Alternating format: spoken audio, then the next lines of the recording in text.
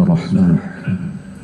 Assalamualaikum warahmatullahi wabarakatuh.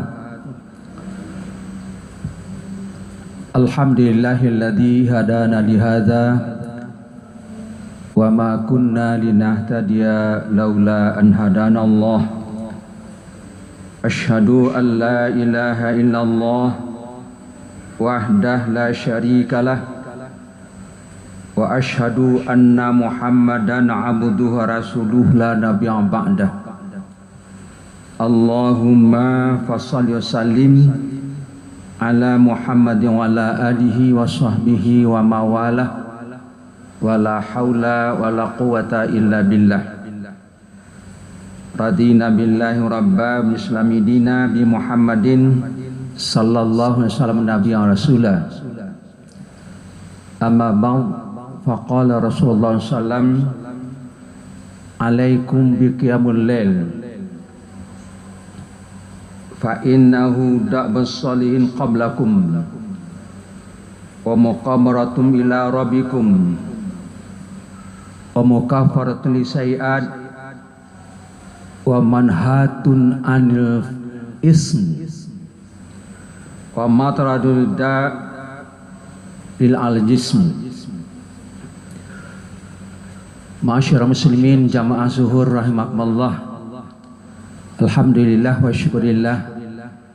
Selalu kita ungkapkan rasa syukur kita kepada Allah atas nikmat rahmatnya yang selalu curah kepada kita, nikmat hidup, nikmat kesehatan, kesempatan rahmat iman Islam, sehingga dengan nikmat itulah kita bisa hadir kembali di rumah Allah dalam rangka memenuhi panggilan Allah, menegakkan salat zuhur di waktu berjamaah di masjid yang didahului dengan kajian zuhur yang kita ambilkan dasarnya kepada sebuah hadis dari Rasulullah yang kita ambilkan dalam kitab Fikih Sunnah jilid 1 yang berkaitan dengan salat tatawwu'.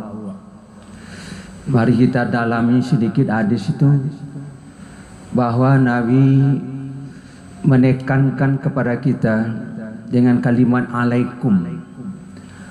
Alaikum biqiyamul lail. Kata alaikum itu ada rasanya perintah. Ya, hendaklah kamu tegakkan salat malam, qiyamul lail.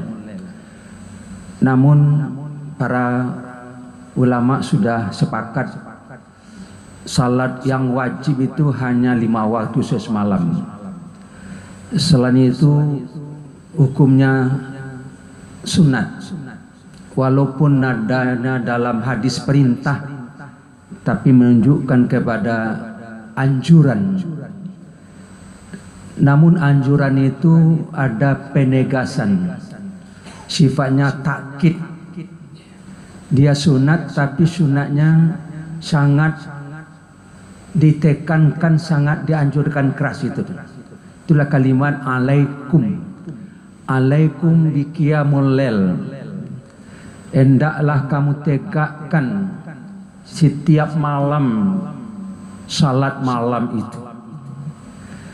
Dalam hadis ini Rasulullah mengungkapkan ada 5 keistimewaan buah yang akan didapati, diperoleh bagi orang yang istiqamah, tetap tegaknya salat setiap malam.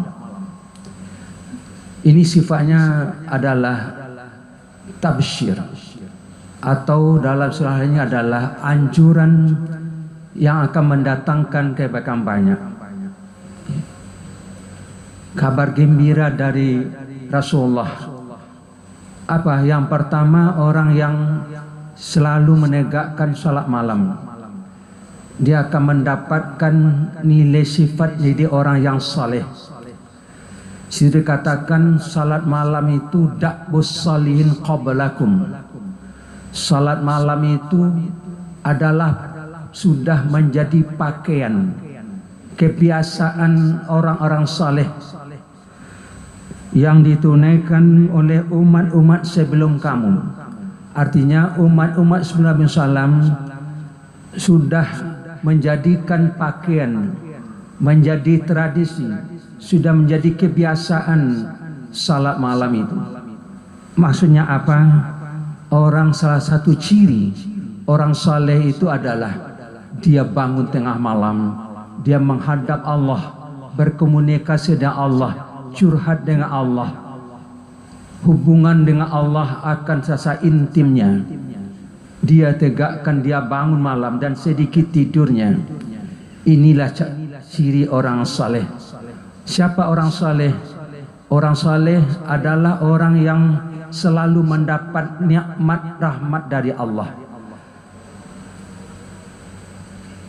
Doa yang kita baca dalam salat, dalam surah Al-Fatihah, Syiratal ladzina an'amta alaihim, jalan yang lurus yang kita minta itu ialah jalan yang sudah ditempuh oleh orang yang telah diberi nikmat Allah. Siapa orangnya? Ditafsirkan oleh Allah, dijelaskan Allah dalam surah An-Nisa ayat 9. Ulaika ladzi an'amta alaihim minan nabiyyin was-siddiqin wasyuhada was-salihin. Orang yang telah mendapat nikmat itu adalah orang golongan para nabi-nabi Allah, para shadiqin, orang yang syahid, mujahid, orang yang mati syahid, dan orang yang salihin, orang saleh. Jadi salah satu ciri orang saleh itu yang mendapat nikmat Allah, dia bangun tengah malam dan menegakkan salat malam. Itulah salah satu kabar gembira, salah satu tingkatnya nilai yang sangat tinggi, menjadikan orang saleh itu cirinya orang yang selalu menegakkan salat malam. Kemudian apalagi yang kedua kata Salam, orang yang selalu menegakkan salat itu dia akan mendapatkan muqarabatul lakum min rabbikum, akan tertanam dalam jiwanya, dalam dirinya muqarabatullah, merasakan dia dekat dengan Allah, merasakan menghadirkan Allah dalam situasi dan kondisi apapun. Ini suatu sifat yang tidak mudah didapatkan, tidak akan mungkin didapatkan bagi orang yang tidak sungguh-sungguh menghadap beribadah kepada Allah. Latihannya kita untuk muqarabatullah itu diantaranya ialah dengan qiyamul lail. Kalau itu sudah dapat kita, itu luar biasa. Muqarabatu ila rabbikum, orang yang salat malam itu merasakan di dalam situasi apapun, dengan siapapun dia merasa dekat dia, maka dunia itu rasa nikmat yang luar biasa dapatkan. Apa? Ialah zikrullah. Zikrullah itu yang kuncinya. Tentu salat yang dikerjakan itu bukan asal-asalan salat.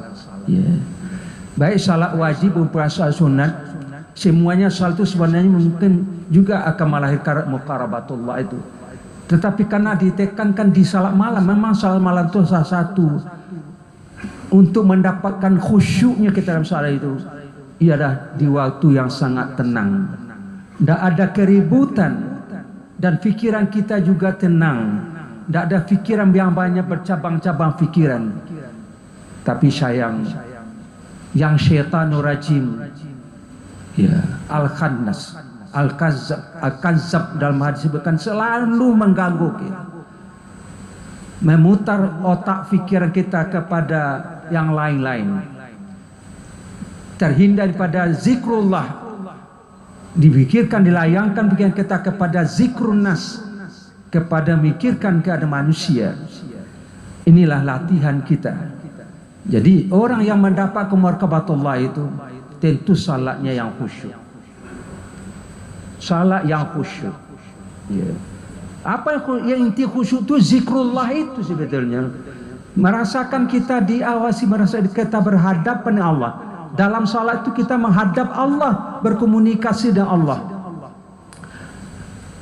Sadar penuh hati kita dan pikiran kita sesuai dengan ucapan, dengan apa yang difikirkan oleh disada hayatil hati.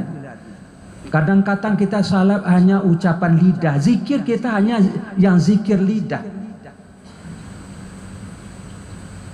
Padahal yang khusyuk itu hati juga dizikir, apa yang diucapkan itu disesuaikan, dicamkan, dirasakan dalam lubuk hati dan dirasakan oleh pikiran. Tentu orang ini betul-betul memahami. Memang untuk salat khusyuk utamanya ialah paham, mengerti, menghayati zikir lidah itu yang diucapkan itu betul-betul sesuai dengan apa yang difikirkannya, yang dihayati dalam hatinya.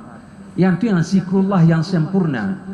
Jadi bukan hanya zikir bilisan, tapi juga berisir biqalb, berisir bilfikr. Semuanya itu merupakan satu kesatuan. Itu yang khusyuk. Bukan hanya lidah saja yang zikir. Yang dizikirnya apa? Ucapan kalimat, kata-kata yang katanya bahasa Arab. Tapi Allah hendak itu daripada itu. Yang Allah katakan hatinya itu ke mana? Sesuaikah dengan apa yang diucapkannya itu? Allah mensintil kita dalam Al-Quran. Orang yang tidak paham demikian itu ibaratkan orang salat yang mabuk. Dalam surah An-Nisa ayat 43 Allah berfirman, A'udzubillahi minasyaitonir rajim, ya alladzina amanu la taqrabus shalah wa antum sukara hatta ta'lamu ma taqulun. Wahai orang mukmin, jangan kamu dekati salat, jangan kamu salat kalau kamu dalam keadaan mabuk. Ayat ini memang turun tentang pengharaman daripada khamar. Karena pengharaman khamar itu tidak sekaligus berasur, karena sudah mendarah daging. Cari pengharamannya tidak langsung, bertahap. Nah, jadi karena ada pengharaman sudah turun ayat menyatakan yas'alunaka 'anil khamr, yas'alunaka apa namanya, mereka bertanya tentang masalah perjudian dan maisir dan khamar. Apa kata Allah katakan? Qul fihima ismun kabir wa manafi'un nas. Ini haram, dosa besar. Tapi disebutkan juga ada manfaat tadi, artinya ada manfaat berarti ada juga boleh gitu ya. Karena apa, sesuatu yang dalam agama yang boleh membawa manfaat kan bisa dikatakan itu. Jadi pengharamannya belum tegas gitu. Sehingga ada sahabat turun ayat ini masih minum tua. Akhirnya waktu dia minum tua, dia mabuk salat. Di waktu dia salat itu dia menjadi imam, bacaannya tidak sesuai dengan apa yang dibaca dalam Al-Quran. Bertukar-tukar karena dia mabuk. Dia tidak paham apa yang dibacanya itu. Tetapi ayat ini bukan tidak mabuk dalam segi yang sebenar, tapi juga orang dikatakan mabuk ayat tadi hatta ta'lamu ma taqulun. Nah, ini yang kuncinya yang dalamnya. Kamu salat itu memahami, mengerti apa yang kamu baca. Jadi walaupun dia tidak mabuk, tapi tidak paham, tidak mengerti, itu juga gambarannya orang mabuk. Itu kan sentilan halus itu. Jadi orang tidak mengerti, paham itu orang mabuk itu. Salat orang mabuk gitu. Jadi ayat itu bagaimana tuh? Kalau ayat itu mengangking bahwa dalam salat itu kita memahami ta'lamu ma taqulun. Ya bukan sekedar dibaca zikir tadi itu. Itu yang dikehendaki oleh Allah salat itu. Yang zikrullah itu, hati kita, pikiran kita menyatu dengan apa yang kita ucapkan. Nah, di salat malam kalau begitu lakukan, maka itulah dia akan mendapatkan muqarrabatullah. Dia selalu merasakan dekat dengan Allah, yaitu salat yang khusyuk. Ini kan untuk mentes kita. Saya sudah setiap malam Ustaz salat malam, tapi tidak merasakan juga kehadiran Allah. Tandanya salat kita harus ditingkatkan. Janji Rasulullah itu benar, tapi kok tidak sesuai kenyataannya. Masalahnya bukan dikatakan Nabi, tapi masalah salat kita belum benar. Belum benarnya belum yang dituntunkan oleh Allah dan Rasul. Khusyuk itu memang tidak termasuk rukun, tetapi dia termasuk wajib. Tidak membatalkan salat kita, tidak khusyuk, tidak batal salat kita. tapi suatu perintah khusyuk itu.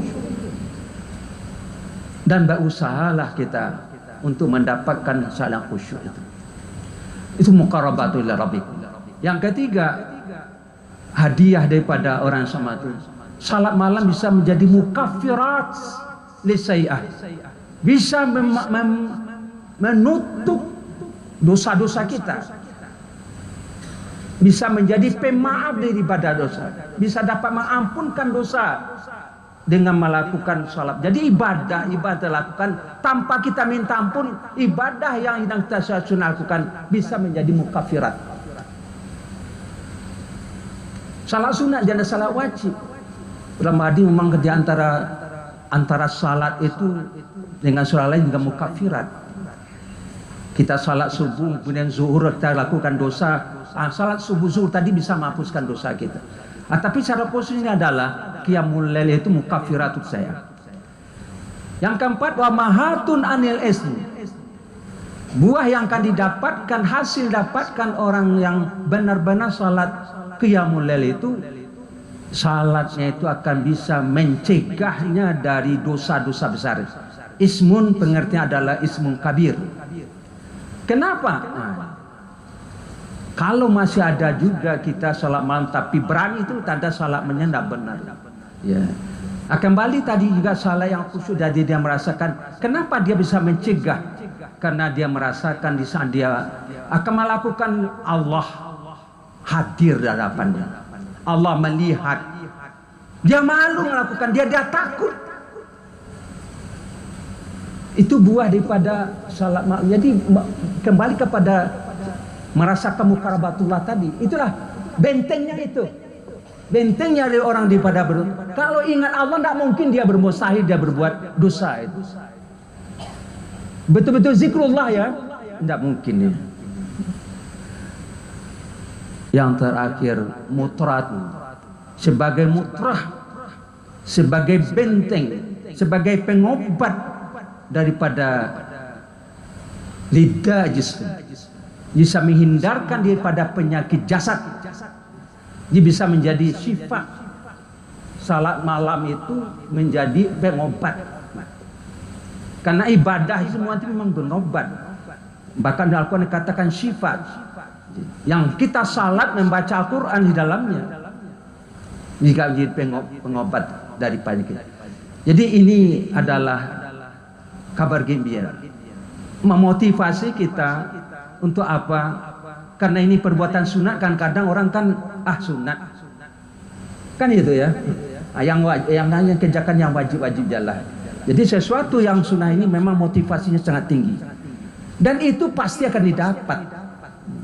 Dan itu yang kita cari sebetulnya dalam kehidupan kita. Tapi kalau belum, tolonglah periksa salat malam kita itu sudah benar atau begitu. Janji Nabi ini Anda kan kadang kita menolak. Ini tidak benar ini. Saya sudah lakukan, tidak juga dapat. Saya masih berbuat dosa, bergaduh juga ini. Tandanya harus ditingkatkan kualitas ibadahnya. Sekali itu yang dapat saya sampaikan.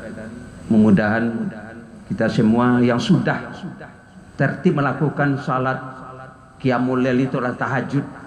Tapi apa dampaknya kata Nabi itu sudah dapat atau belum? Sebelum mari kita tingkatkan. Ini termasuk evaluasi diri namanya. Ya. Semoga padanya wabillahi hidayah, banyak maaf. Assalamualaikum warahmatullahi wabarakatuh. Allahu akbar, Allahu akbar. Asyhadu an la ilaha illallah. Asyhadu anna Muhammadar Rasulullah. Hayya 'alas salati, hayya 'alal falah.